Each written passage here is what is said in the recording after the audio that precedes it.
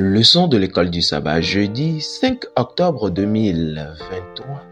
Le Dieu qui reviendra pour nous. Le Dieu qui reviendra pour nous. Lisons Jean chapitre 14, le verset 1 à 3.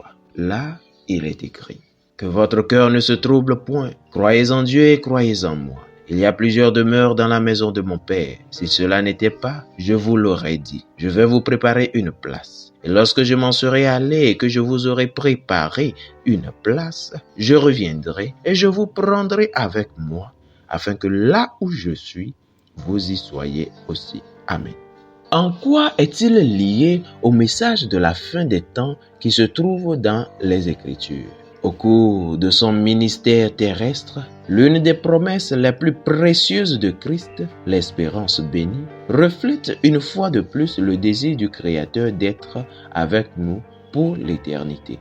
Jésus affirma, je cite, « Je reviendrai et je vous prendrai avec moi, afin que là où je suis, vous y soyez aussi. » Jean 14, le verset 3. Selon l'apôtre Jean, cette promesse sera accomplie, je cite, « Et j'entendis du trône une forte voix qui disait, Voici le tabernacle de Dieu avec les hommes. Il habitera avec eux et ils seront son peuple et Dieu lui-même sera avec eux. » Fin de citation, Apocalypse 21, le verset 3. Je cite, « L'œuvre de la rédemption sera complète. Où le péché avait abondé, la grâce de Dieu va surabonder. La terre elle-même, que Satan réclame comme étant son fief, sera non seulement rachetée, mais exaltée. Ici-bas, où le Fils de Dieu a dressé sa tente au sein de l'humanité, où le Roi de gloire a vécu, a souffert, a subi la mort, ici-bas, quand Dieu fera toutes choses nouvelles, le tabernacle de Dieu sera parmi les hommes. Marchant à la lumière du Seigneur pendant l'éternité, les rachetés lui rendront grâce pour son don ineffable. Emmanuel, Dieu avec nous. Fin de citation. Hélène G. White, Jésus-Christ, page 17. Nous trouvons ici la plus belle image de la rédemption.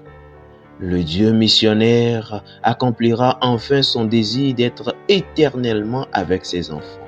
Quel immense privilège de faire partie de cette réalité. Défi hebdomadaire. Tout au long de ce trimestre, vous serez invité à vous engager intentionnellement dans la mission de Dieu. Ce sera l'occasion de voir et d'expérimenter l'œuvre du Dieu missionnaire dans votre vie. Méditez personnellement et soyez prêts à partager ce que vous avez appris avec votre classe chaque semaine. De plus, les défis vous encourageront à accroître votre implication dans la mission de Dieu. Défi 1.